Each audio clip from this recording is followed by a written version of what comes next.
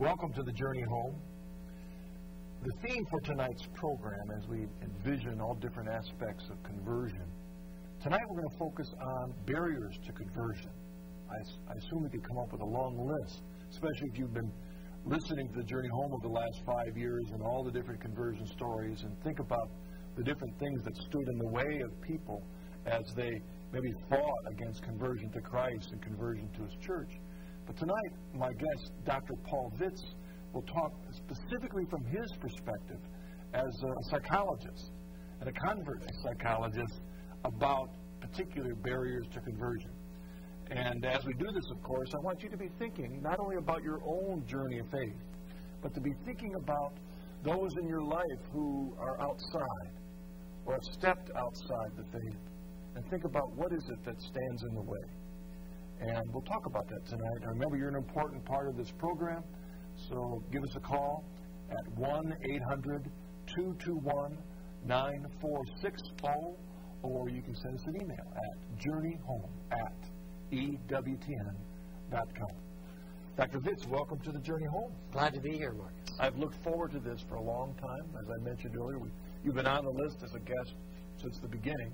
And one of the reasons is that back when I was a Protestant minister, let's see, it's got to be 15 years ago or so. I forget. I think your book was published in the middle 70s, right? That's right, yes. Psychology as a Religion. Yes. Psychology as Religion by Erdman's Press was a very important book in my own pastorate, because our struggle was what to do with counseling and psychology and all these different interpretations of individuals. As a pastor, how do I help people? And that book helped us see that people had moved to the science, quote, a science, and lifted it up as their way of understanding all of life without God. That's right. Back in the 70s and late 60s, that was a common problem. Yeah. It still with us, anyways, but not quite as bad. It's changed, and I think your book has been one of those many books that came out I'd like to hope so. at that time that started to open up the eyes and minds to a lot of people of what the problem was. Every week I ask my guests to begin by sharing with us a bit of your spiritual background, if you would. Well, you never know really where to start some of these things, but we'll put it this way. I was raised in the Midwest. I grew up in what was sort of a nominally Protestant home. At the time I was growing up, my father didn't go to church, my mother rarely. They thought we should go a couple of times, maybe a year, so we did. So we were nominal Protestants. They were good people. But I got the impression that being a Christian was just being nice, or maybe being good. But I had no idea about anything more than that. The church at that time was sort of like the Rotary Club, more than a spiritual or religious phenomenon. So I was a nominal Protestant of a sort of vaguely liberal kind. I went off to college at the University of Michigan, and in my sophomore year, appropriately enough, I became an atheist. I suppose I read Bertrand Russell and a few things like that. And it was easy. About atheists, I mean, publicly. Yes, yes, publicly so at the time, and I was all, this is so exciting, or whatever, and so I said, yeah, this is true, so I became an atheist. And after that, I guess after a while, I would have called myself more of a skeptic than an atheist. I just sort of faded as an issue, and I became, if you will, a psychologist, a secular psychologist, a graduate student studying, psychology and going to go into the field, and professional this and professional that. Mm-hmm. So that's my background. And where does that take us? That takes us at the beginning of this really difficult period of our own history here in the States called the 60s, right? That's right. I finished my PhD in 62 at Stanford. Then had 2-3 years teaching in California, one for a couple of years at Pomona College, and then a postdoc at Stanford in 65. And that was the start of the 60s, those early 60s, because that's where it began in California, both at Stanford and at Berkeley. And I was connected to it, if you will, on the fringes. A few friends of some names we could mention people would recognize. Yes, absolutely. And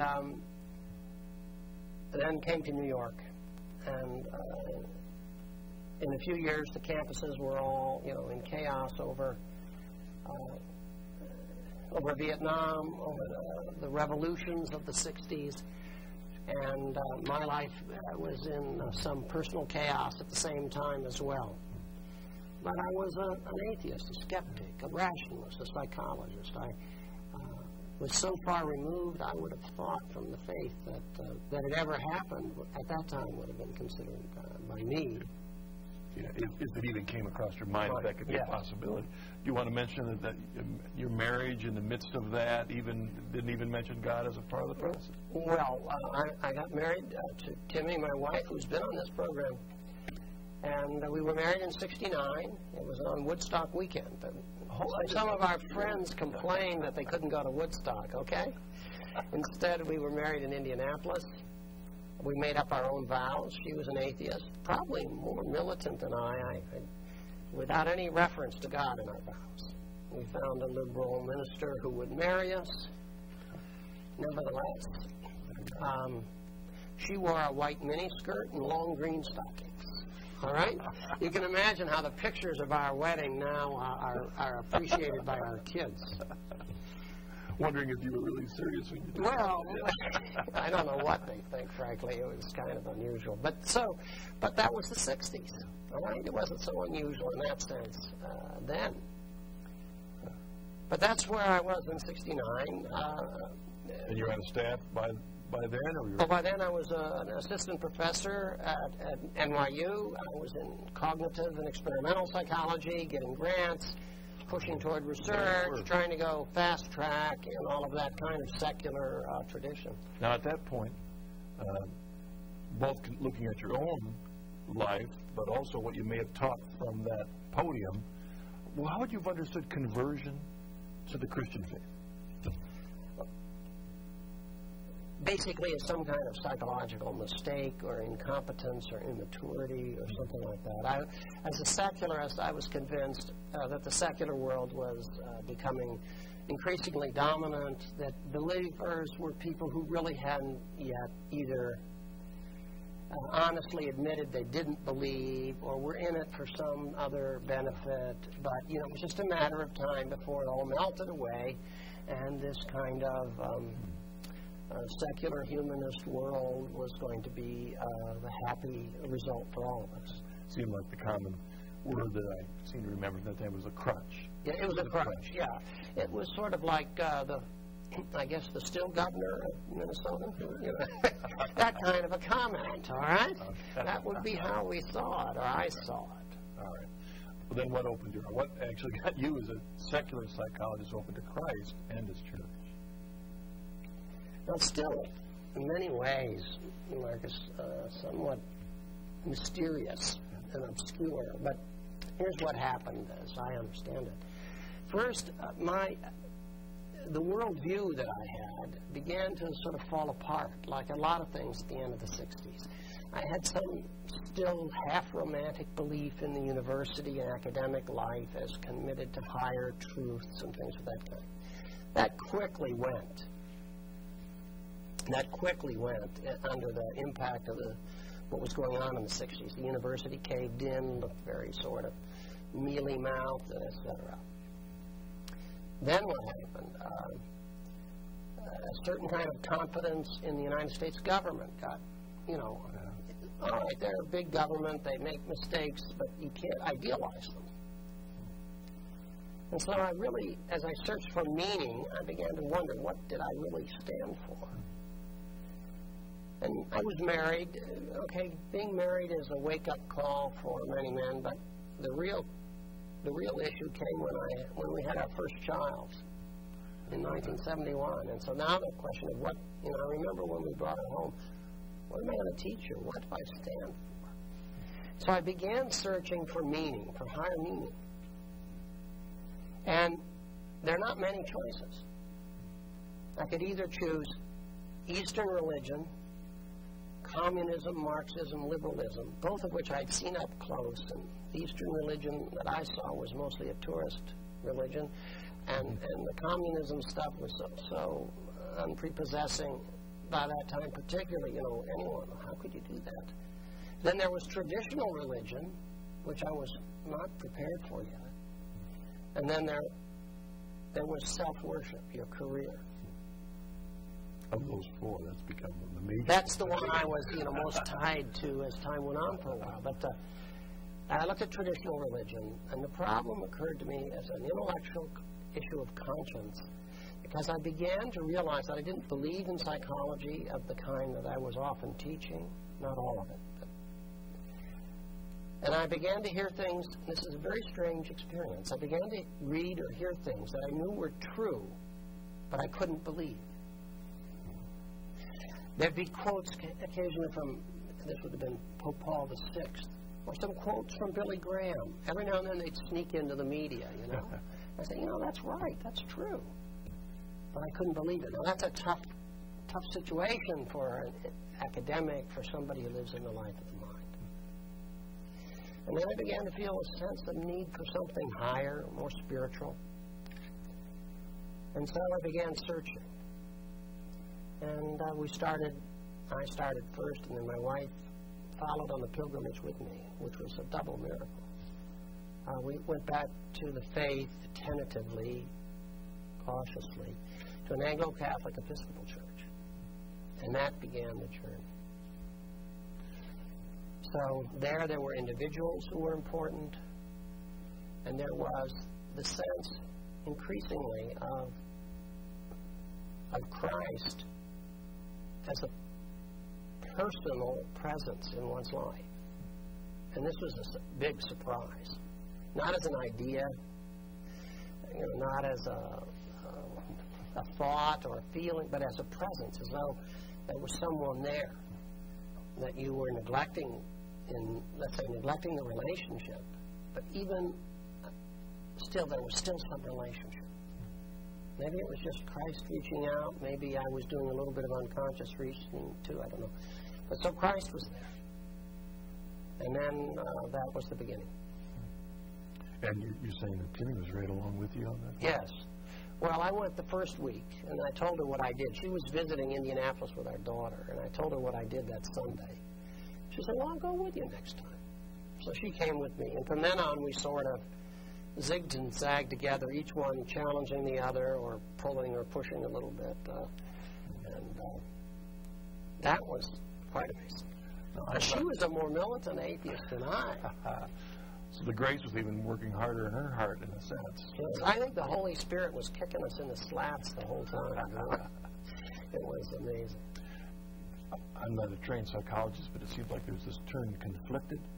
And I'm wondering if that was a struggle with you, what you were being drawn to believe and to see, what you were teaching and what you'd been taught all along. Was that causing a deep problem within? Yes, and what was happening is as I began to study Christianity, and I hadn't known very much about it, I discovered how reasonable and sensible it was and how I had been misinformed about it, mostly on the basis of attitudes.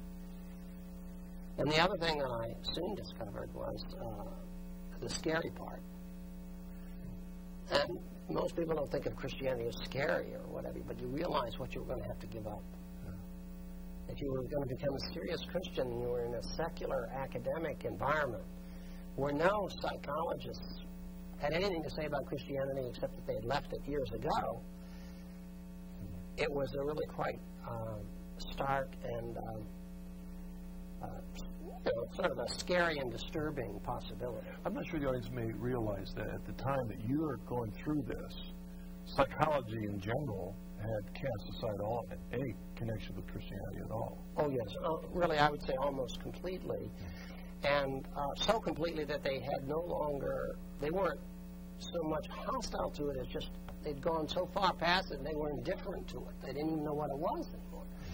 And the idea was that maturity meant intellectually moving through your childhood and discarding Christianity as part of childhood, and then reaching maturity in skepticism or atheism or something like that.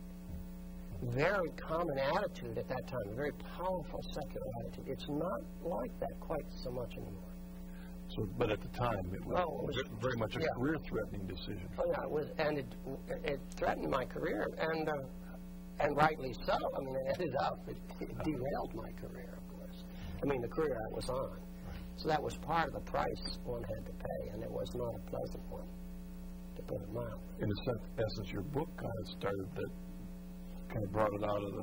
Yes, and partly I wrote that book to help get me out of it. You know, I wanted to get myself out of secularism, out of humanism, and I wrote it partly to myself to clarify that I was leaving. And in doing that, turned out to be an important book. It really did, and I think it was one of the first of a number of books, right, that kind of came out and started identifying this problem in our culture. The Culture of Narcissism, it later was titled, and so on. And you had Tom Wolfe with the Me Generation. Yeah. But anyway, that's how that went on. There were people along the way. There were religious experiences along the way. There were other things that kept the momentum going, all of which I can say were surprising. That is, nothing happened that I had anticipated in the sense of, feeling that God was calling me. God called me the wrong way. That is, not the way I was expecting. If I expected something, it never happened. And what happened was something that hit me from an unexpected direction, which is one of the reasons I knew it was legitimate. Was your psychological self trying to explain it all away in the process? No, because the way it affected me were ways I didn't have any psychological explanation for. So, God outsmarted my psychology by finessing it and suddenly making a message to me in some way that was, completely out of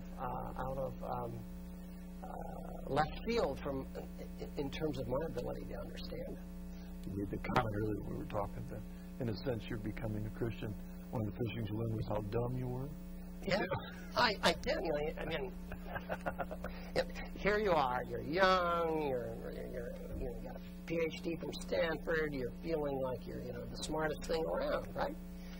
Teaching at NYU, etc.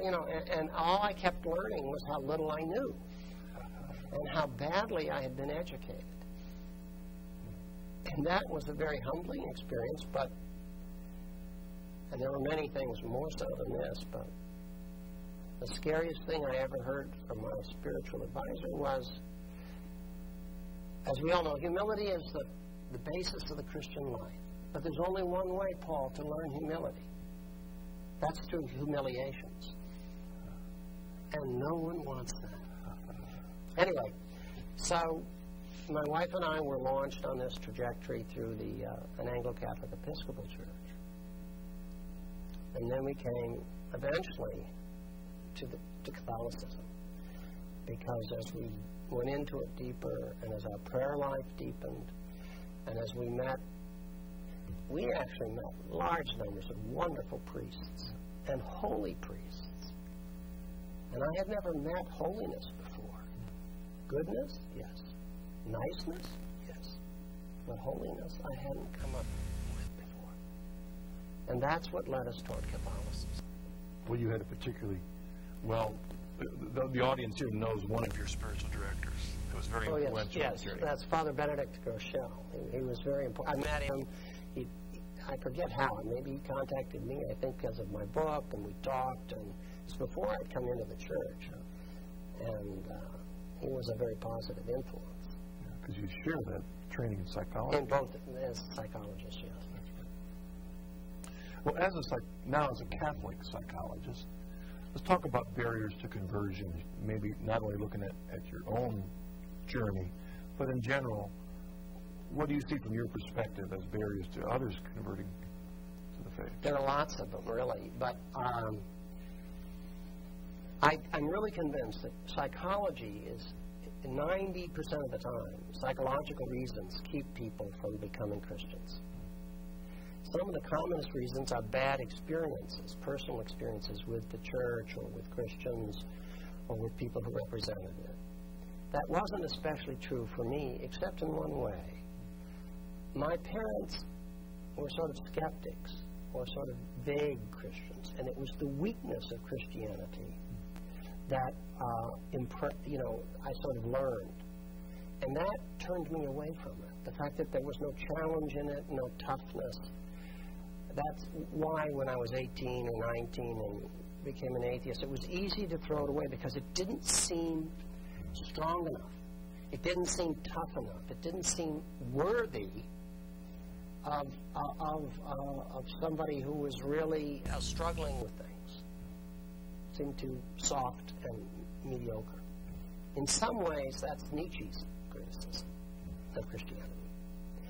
And so that was a barrier. And it was when I found tough Christians, strong Christians, holy Christians, that barrier was overcome. I think if Christianity is defined as we don't smoke, we don't dance, we don't drink, if that's all that it is. Yeah, we don't do anything. We don't live. Yeah. Or whatever. Or not doing this. Or if it's just being nice to people, if it's just being good. Mm-hmm. Christianity is not about being good. It's about being holy. And so those things are barriers. The psychology of it that way. It seemed intellectually not respectable. I soon discovered that it was. And that was a barrier. The barrier was also there because you knew it would cost you a lot. And you have to give up things.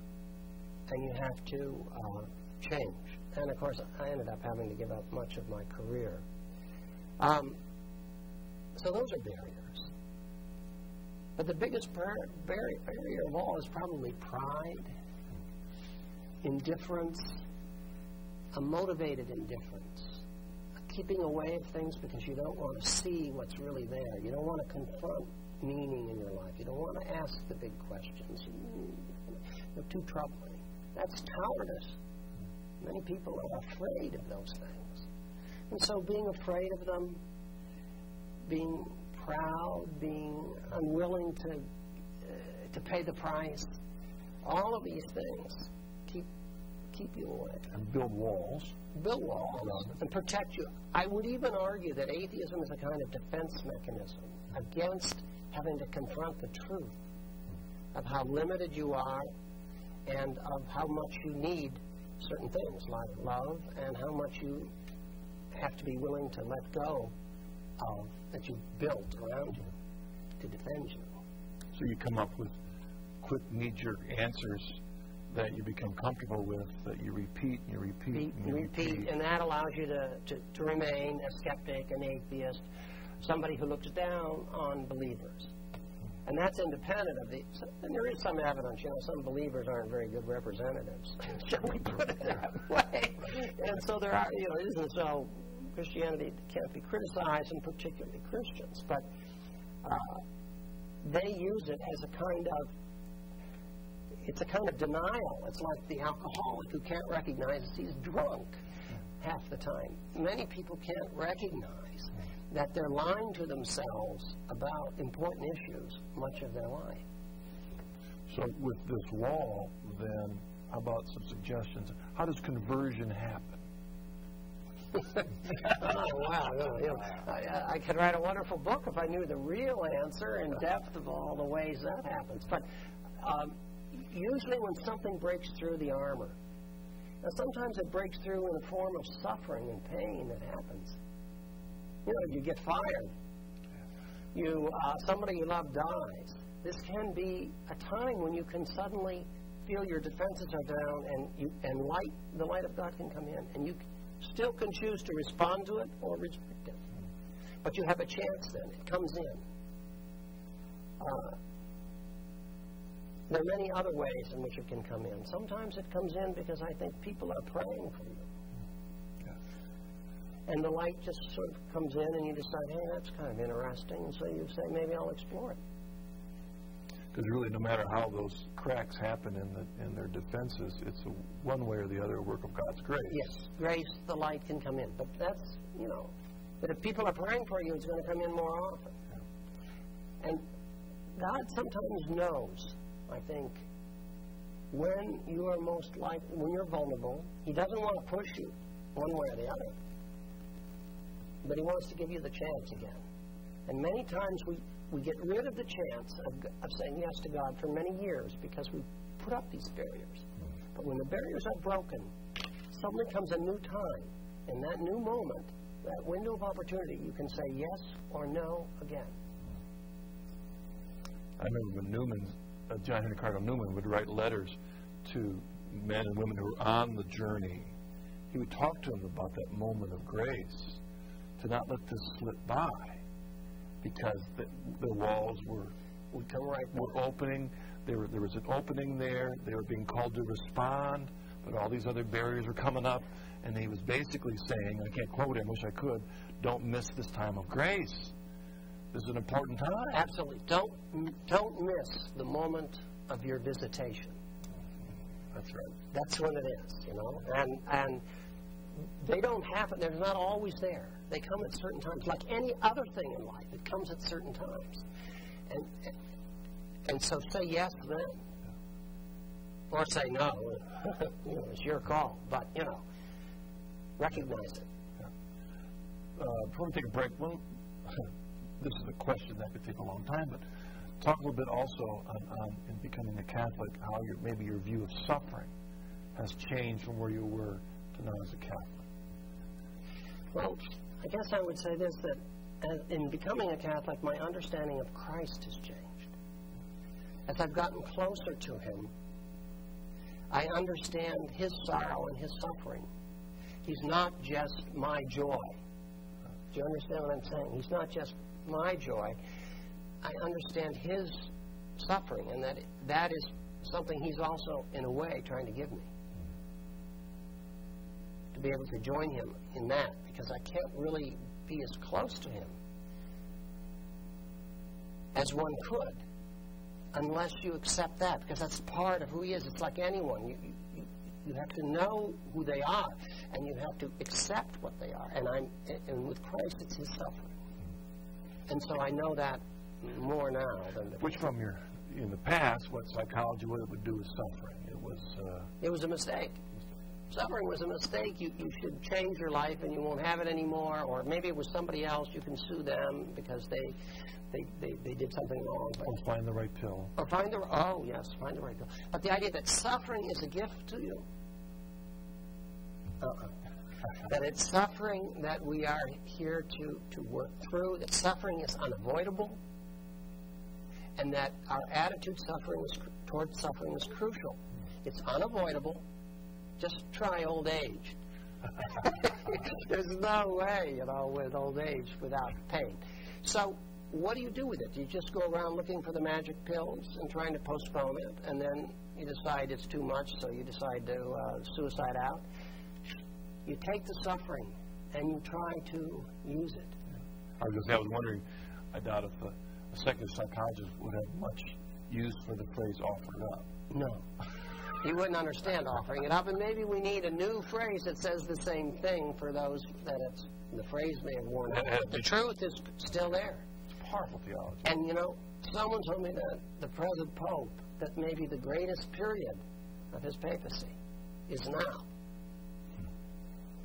Not when he was writing his theology, not when he was writing all of his letters, but that in his suffering, and in his accepting of it and living through it, he is communicating more to the world than anything he might have done through his intellect. The great things that he obviously can be remembered for, and all that greatness, but you're exactly right.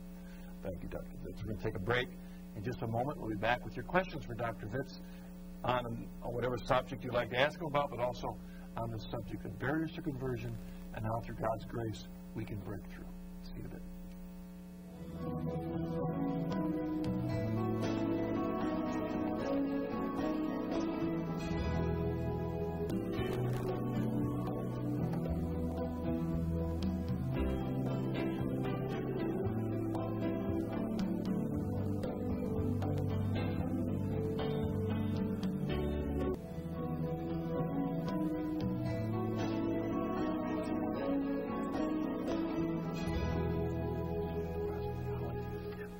Welcome back to The Journey Home.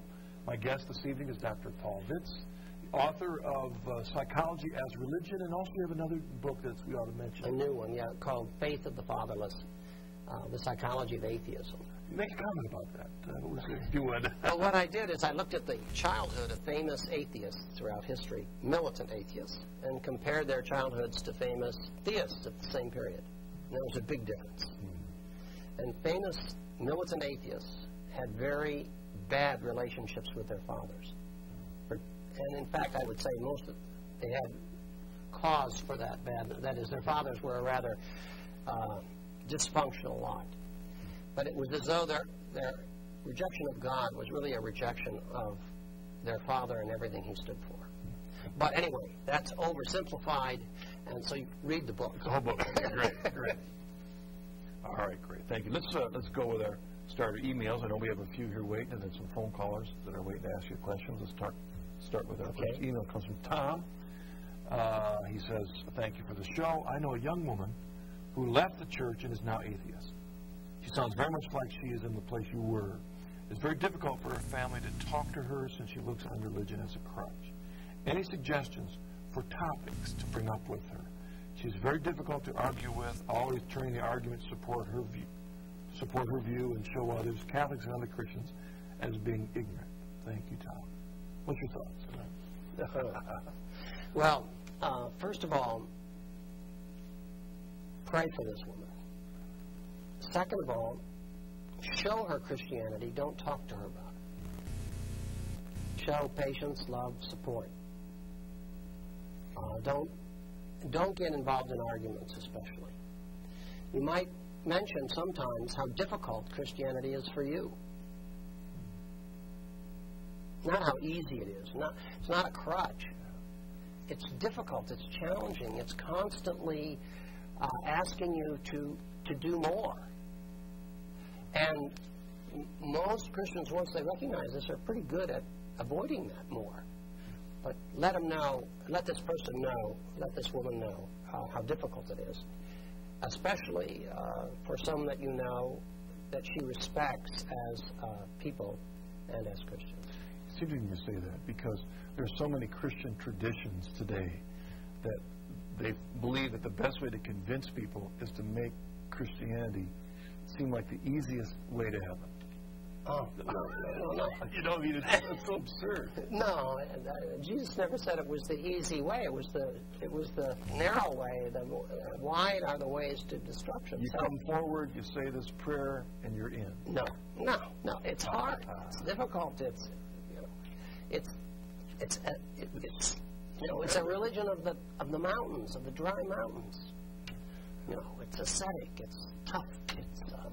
It's not a religion of the Mediterranean beaches. Paul made that statement, I have been crucified with Christ. Yes. It's no longer I who live, but Christ who lives within me. Right. Well, that's sacrifice. The other thing, I liked also what you said about we need to show people holiness, not just goodness, but show them holiness. Because that has a big impact on you and your journey. Yes. Just meeting holy people. Not being good and nice and not being sentimental. But this young woman sounds, first of all, her criticism is interesting for a woman. She's really demanding that Christianity be tougher, that it be stronger, that it be, in a sense, she says it's maybe not worthy of her. And maybe that means that what she's seen hasn't been worthy of her. So you have to show her the strength of the faith. All right. Want to go to our first caller? Thank you. Dr. Vitz, let's go with Chris in Pennsylvania. What's your question for Dr. Vitz tonight? Yeah, good evening to you, Marcus and Dr. Vitz. Pleasant good evening to you. Thank you. My question is for Dr. Vitz. When you were taking the RCIA classes to become Catholic, was there any one particular thing that was hard for you to grasp at about our Catholic faith? Thank you, Chris. I don't know if you went through RCIA at that stage. I didn't go through RCIA, but I did have instruction. Sure. What was the hardest, then, of the things you look back to grasp in that journey? Well, the first thing is I wanted hard stuff, so I had to tell him to give us Father Hardin's catechism. And that was a good catechism. It was a good catechism. I recommend that catechism. Now, the hardest things, well, you know, in certain ways, Catholicism is an exotic Eastern religion. That is, compared to a liberal Protestantism. Yes.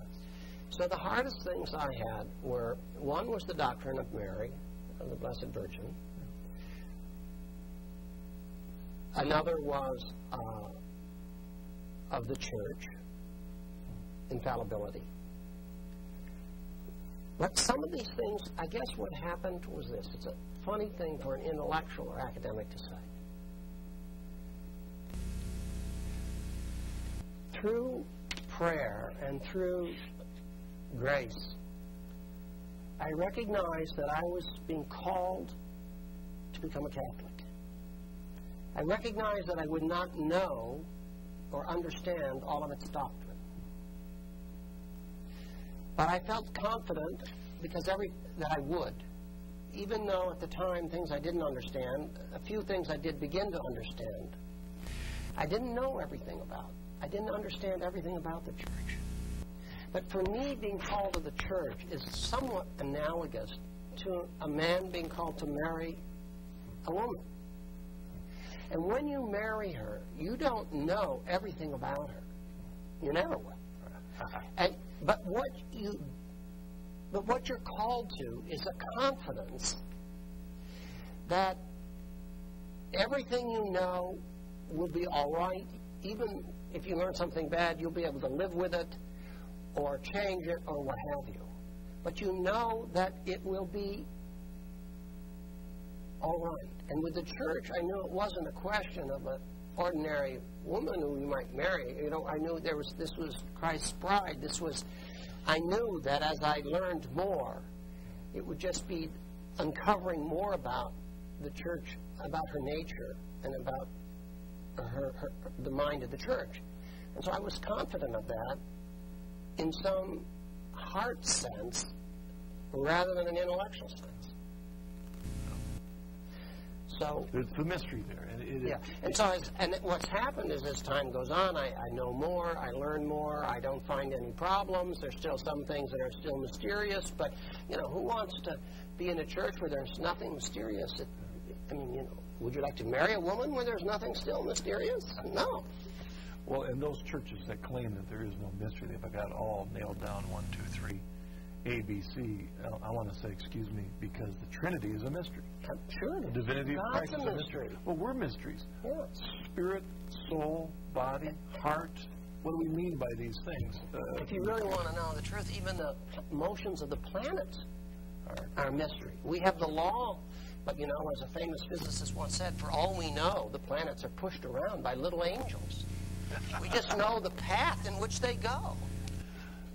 I tell my son that they're really just the great black curtains on the threshold of God, and those are little pinpricks, His glory shining through. I mean, those are the stars.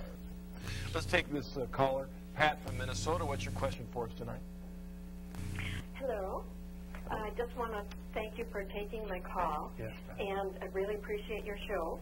And Dr. Paul had talked about, on his way to the church, meeting good people. But yet when he finally got to the church, he talked about meeting holy people. And I was wondering if he could elaborate on the difference between the good that he met and the holy that drew him into the faith. And thank you again for taking my question. I'll hang up and listen. Thank you, Pat, very much. Well, that's quite a question. She's asking me, what is holiness? Especially we look at it from an Augustinian. And how do you recognize it? How do you recognize it? But a good question. I think it's a good question. No, it's a good question. All I can say is that you recognize it when you see it. When you meet someone that you know, you find out later that it's not surprising that they have a deep prayer life, a frequent and intense prayer life. They have an internal peacefulness. They have a certain disengagement or disattachment from this world. They have what is called traditionally a strong interior life. And I had never heard the expression the interior life before, I mean, as a Protestant or as an atheist. And the idea of this interior spiritual life, which the church has maintained and developed with various writers and traditions and so on for the centuries, it's something that was new to me. And it was new both as something to read about and in terms of discipline, but also, most important, as something to recognize in another person. You sense this. You sense the spiritual life in the person. You sense that there was holiness there, and there was a new reality shining through to you through this person. And probably traditionally, the understanding of goodness would have been equivalent with holiness. When Jesus says there's no one good except God in today's gospel, okay? But that's not the way we use it. No, we need it now. It's like being nice. Yeah, it's being good. I don't do bad. I don't do wrong. I'm moral and I'm nice. Yeah, and we've lost that inner sense of being. I mean, Mother Teresa was more than just good. Yeah, more than just nice. In fact, I don't know if she was especially nice. But she always called it as she saw it, which sometimes isn't so nice to other people. But she was holy. The experience of her selflessness. Yeah, and this was humility. God shone through her, and people felt this. And so, occasionally, I heard of a woman who burst into tears when Mother Teresa left the room she was in, and it was like God. It was like the window through which God was shining had walked away. And that's what I mean by holiness, and that's what I found that was new in the church. And maybe another way to describe it also would be seeing Jesus in people. That's where you see in holy people, you're seeing Jesus. Good people, you can see Jesus, but not necessarily. Not necessarily. It could be just they're not doing these list of bad things. They're avoiding these things.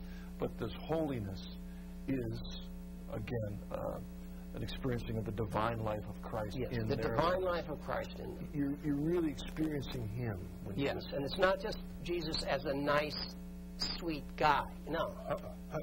It has with it, holiness has with it a sense of strength, a sense of toughness. All right, let's try this next email. Kathy in Connecticut asks, could you please comment on the notion that human beings are, quote, pre-wired to believe in God? There's some neuroscientists now who are making that claim. In fact, I think it's just a new way of stating something that's found in Scripture, which is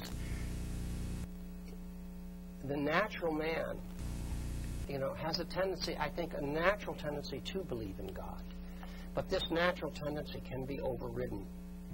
And it's overridden because we have free will, and for reasons we don't understand, we harden our hearts. We decide to avoid God. We decide to reject God because of the price we will have to pay, because we know that what we're doing is something that God, in His holiness, wouldn't accept.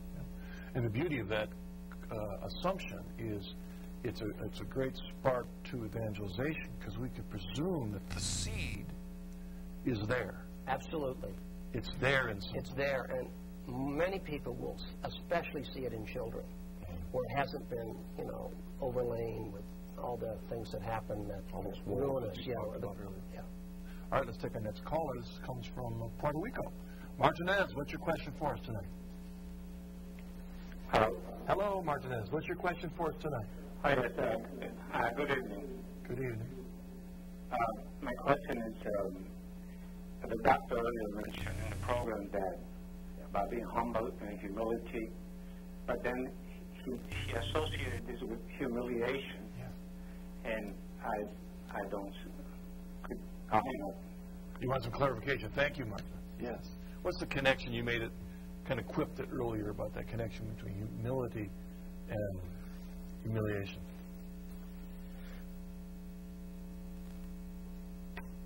How else do you learn to be humble? But by recognizing your limits. Humble is related to the word humus, means dirt. And we learn how limited we are. Now, we can learn that gently sometimes, but often we learn it painfully in a way that we would say was very, not only dramatic, but very disturbing. Jesus was humiliated. The cross was an incredible humiliation for him in the human sense. True also that and so the crowning of thorns was just such a belittlement of and all the things that were done to him, all the comments that must have been made, and all the spitting and abuse and who knows what, that he was, and publicly naked in front of his people.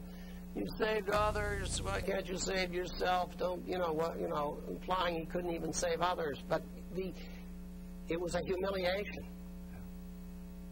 And for all of us, eventually death is the kind of humiliation.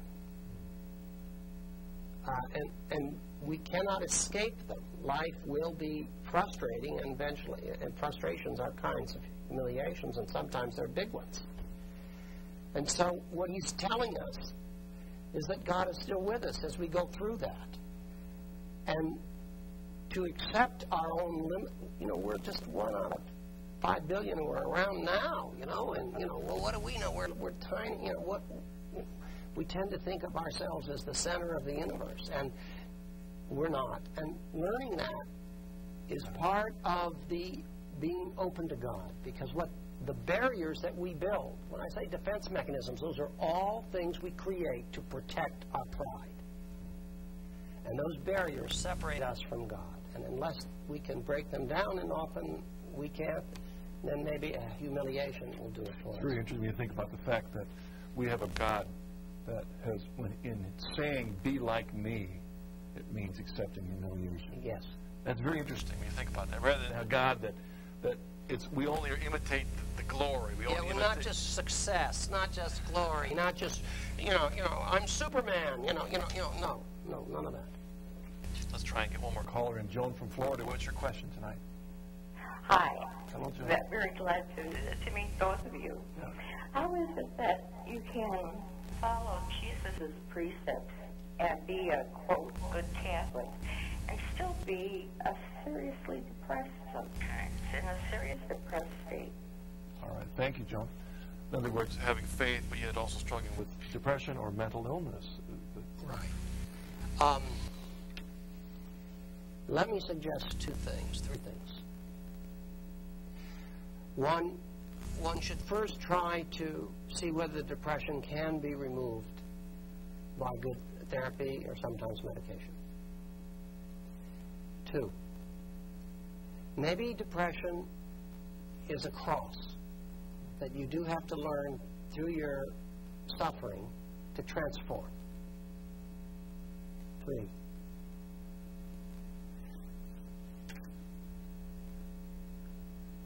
call for the Holy Spirit. Ask the Holy Spirit in your prayer to come to you. And it's possible that the Holy Spirit, bringing Christ into you, will get rid of your depression. But it's not always. Even St. Paul had the thorn in his side that he prayed for relief from many times, and it wasn't taken. So his answer was he learned that grace is sufficient. That grace was enough, even with that. So that would be all I would say, and not to, above all, see depression as a punishment. Paul, you've shared, Dr. Vitz, you shared an awful lot with us tonight, and maybe as that bookend on the end of the journey, he's brought you through a huge career sacrifice in not following Christ, but in becoming Catholic. How is becoming Catholic? And how long have you been Catholic now? How many years? Let's see. Going on about 15? More, since 1979, so it's 23 years or something like that. It's about 23 years. How has your journey as a Catholic brought you closer to Christ? Mostly through, I've become, which seemed to me very odd, knowing my background, and I've become very devoted to the Sacred Heart.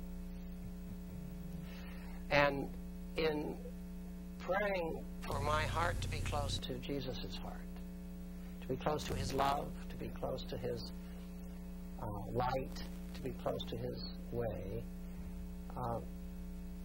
That's how I've become closer to Christ, through a sense of almost an emotional or spiritual or even physical sense of closeness. And that is now stronger and different and richer for me than my understanding of Christ was at the beginning. You know, if we see our heart as that, whatever that is, in the center of our being, psychologically, as that source of psychological good and struggle, it would seem that's a wonderful devotion. Yes, Healing that's psychological pain. Well, that's. I mean, it's been a wonderful devotion for me. It's a very, traditional Catholic devotion. It's very ethnic. It's sort of, I'm there when I'm praying to the Sacred Heart. I'm there with these little Italian women, or so you say, "What are you, professor?" There, But this is how Jesus has become stronger and more powerful in my life, more real. An awful lot of, maybe real quickly here, an awful lot of people sometimes wonder, given all the different voices out there, and psychological voices and sometimes conflicting voices in the psychological world, what's a person to do? Where's a person to go today in terms of psychological help? And I'll give you a chance here to make a plug for the Institute for Psychological Sciences. Oh yes, well, I'm one contributor to a new program called the Institute for Psychological Sciences, IPS. It's in Arlington, Virginia. It's very solidly Catholic. It's a graduate program teaching psychotherapists. It gives a doctoral degree, and we think it has a big future because there are a lot of good Catholics who need a good psychologist who's also a good Catholic and who knows how to put the two together. Especially if there are young people out there that are interested in psychology and they want to know where to go, right? I mean, this is Just call them up. IPS, or Institute for Psychological Sciences. They have a website. I forget the address, but If they call here or and you can call it in. You can call it. I think in Arlington. All right, Dr. Vitz, thank you very much for joining us. Thank you for your witness and for your books, which have been a great help to so many. I appreciate them very much. Dr. Vitz, talk to us about barriers to conversion, and we've talked about them on the past on the program. And I particularly like his description of this wall that we build around us to protect us. We fill that wall full of all kinds of knee-jerk responses that we become comfortable with, and they go unexamined for years. But we feel that they protect us from being hurt. But then through a breach in that wall, a person becomes open to conversion. As we think about those in our lives that are outside, we would like them to come to Christ and to surrender to Christ. Or in that continued journey into the church, a couple things just as a reminder is that there's nothing more important than prayer. Consistent prayer for a person, because since it's grace that can break those walls, melt those barriers, then we need to pray that God does that in that person's life. But second of all, we never know when the breach in a person's defenses will happen. And often what happens, when that crack happens in a person's defenses, they may try and grab at the first thing that's out there to try and fill that void in their life. And what's out there isn't always a good thing. And Dr. Vitz will talk about the 60s, about what people grabbed hold of. But what we need to do, that's evangelization. We need to surround people with the truth and with love, never knowing when that breach might happen. And we surround them with love, and they see the holiness of Christ in our lives, and we're praying for God's grace, and we never know what might happen. I mean, if he can bring people back to faith in the church like Dr. Vitz and me, he can bring anyone back.